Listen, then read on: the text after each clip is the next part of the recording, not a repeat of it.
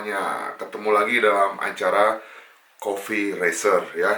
Ini adalah episode keempat, di mana episode 1, 2, 3 itu sudah membahas tentang custom juga ya intinya, dan memanggil beberapa tamu, teman-teman saya yang suka motor custom. Nah, di episode keempat ini tidak mengundang bintang tamu. Kita akan membahas beberapa tips untuk mengcustom motor ya, tentunya ya, dari bahan sampai finishing. Oke, don't go anywhere, tetap di Coffee and Racer.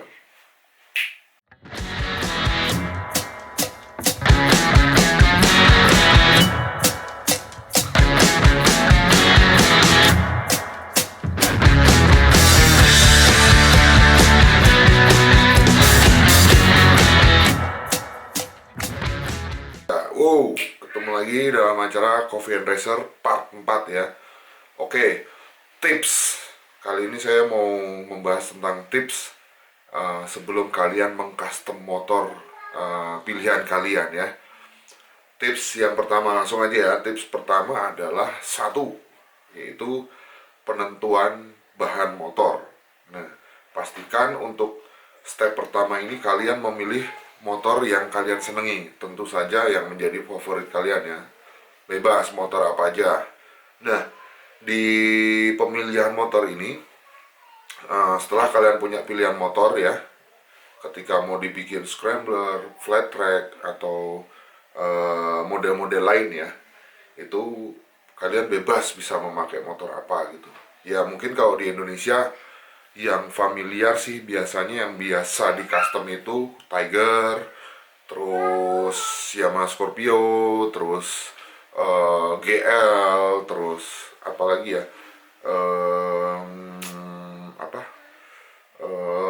ya motor-motor sekelas gitulah.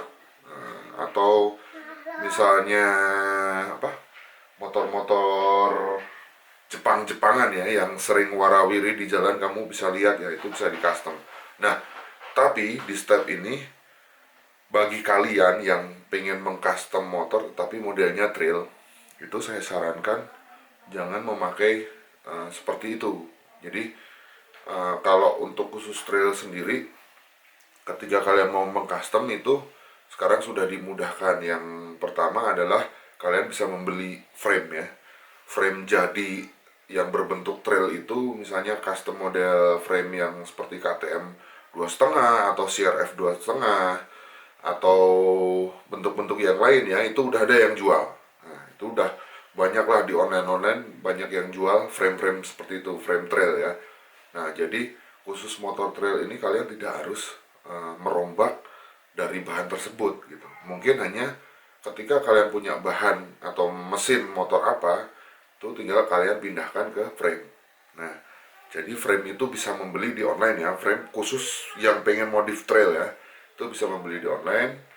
Terus selain dari itu akan efektif, tidak memakan waktu lama gitu kan ya. Kalian tinggal beli framenya, pindahin mesin yang dari bahan, tempelin ya kan sampai terpasang, dan tinggal masang kaki-kaki dan baju-baju yang lainnya. Tentunya stepnya langsung cepat ya, tidak seperti merombak bahan dasarnya satu persatu gitu kan dari awal gitu kan. Itu makin memakan waktu gitu.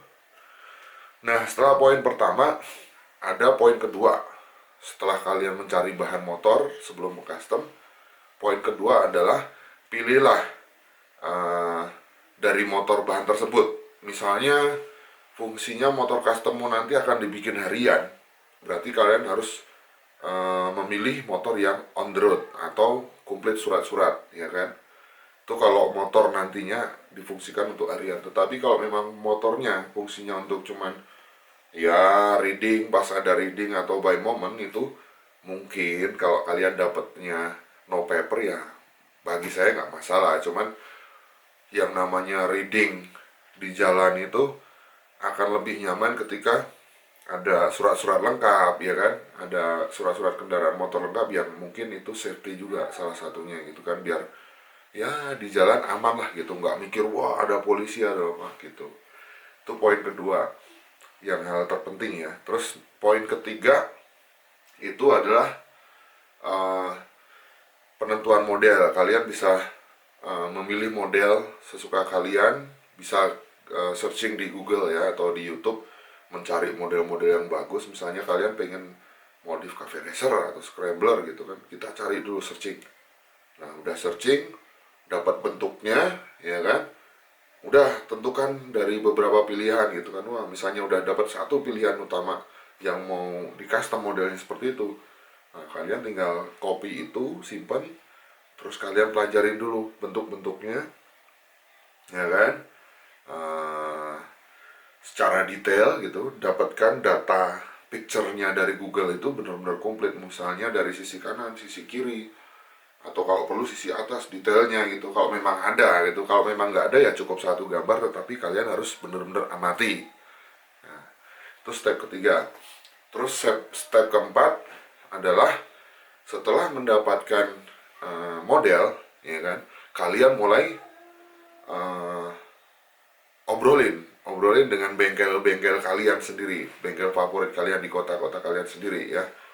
Nah coba diobrolin dengan teknisinya, Mas saya pengen rombak seperti ini, bentuknya seperti ini, karena foto itu penting buat si insinyur ya, maksudnya si tukang las nanti yang akan merombak motor kalian, yang memotong-motong motor kalian gitu kan, rangka-rangkanya gitu kan. Jadi mereka harus tahu detail tentang foto, data foto itu yang kamu bawa gitu kan. Kalau itu tidak dikoordinasikan dengan bagus, tidak diobrolkan dengan bagus, pasti hasilnya akan miss nantinya gitu kan. Kelima itu kalian sebelum sebelum mulai merombak ya kan, karena setelah ada obrolan lagi dengan tukang bengkel tadi, kalian harus mengukur tinggi dulu, tinggi badan, diukur tinggi badan dan berat badan, disesuaikan dengan nanti beban motor kamu gitu kan. Kenapa itu penting menurutku? Karena ketika kalian mengukurnya, oh tinggi sekian, postur ya, postur itu dan tinggi badan dan berat badan itu akan melihat di hasil akhirnya nanti. Ketika motor jadi, tapi misalnya aku posturnya besar, motornya akhirnya jadinya cuman bantet gitu kan, nah itu kurang proporsional gitu kan, kurang bagus menurutku. Nah sehingga untuk menghindari itu, kalian harus mengukur tinggi dan berat badan, biar nanti disesuaikan dengan panjang motor ya kan, berat motor juga disesuaikan gitu. Nah kita masih akan lanjut ngobrol setelah yang satu ini ya.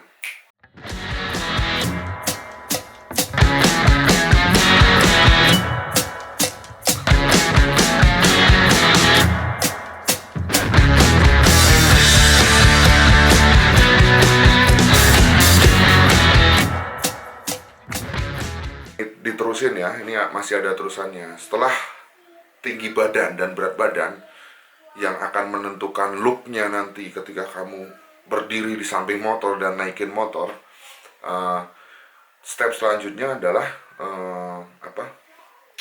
benar-benar kalian harus mengawal si orang bengkel tersebut untuk menentukan panjang motor tersebut gitu kan, panjangnya gitu kan. Terus kalau perlu memang, kalau saya pribadi itu saya timbang motor sebelum dirombak sekian beratnya gitu kan. Nah ketika nanti ditambahin part-part, pakai ban A, pakai upside down ini, pakai arm ini, akhirnya kan nambah berat motornya ya. Nah berat motor itu dari sebelum membuat ditimbang sampai nanti sesudah finish juga ditimbang.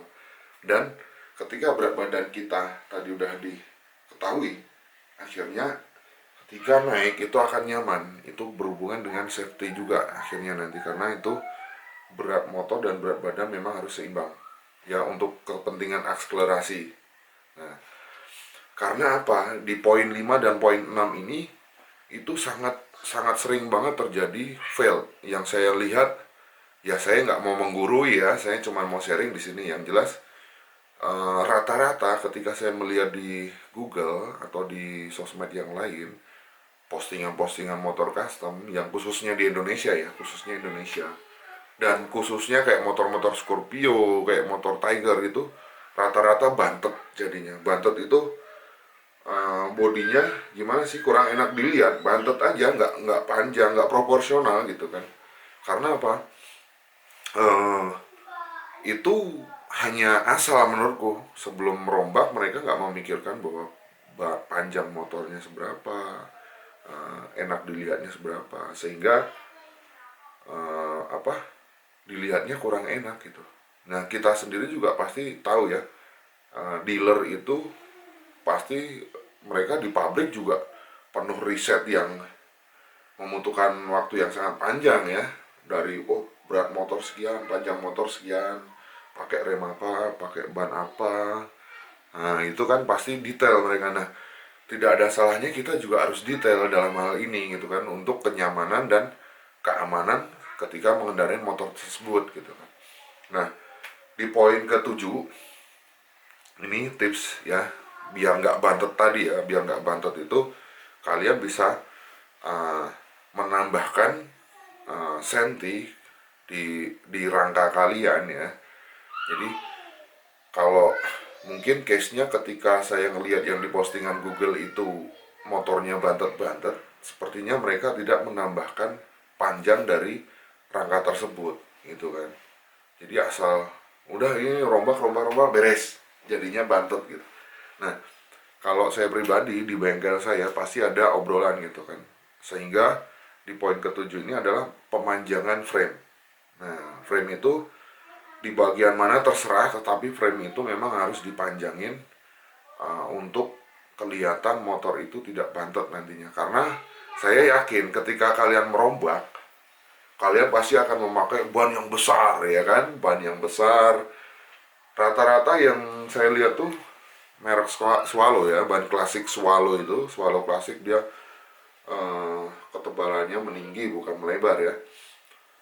Nah, rata-rata kan setelah merombak tuh pasti kalian pengen pakai ban besar. Nah, ketika kalian udah masang ban besar, tetapi rangka nggak ditambahin, ya akhirnya bantet kelihatannya, nggak akan proporsional dan nggak good looking dilihat gitu. Nah itu tips ketujuh ya, ketujuh itu kalian penambahan dari frame.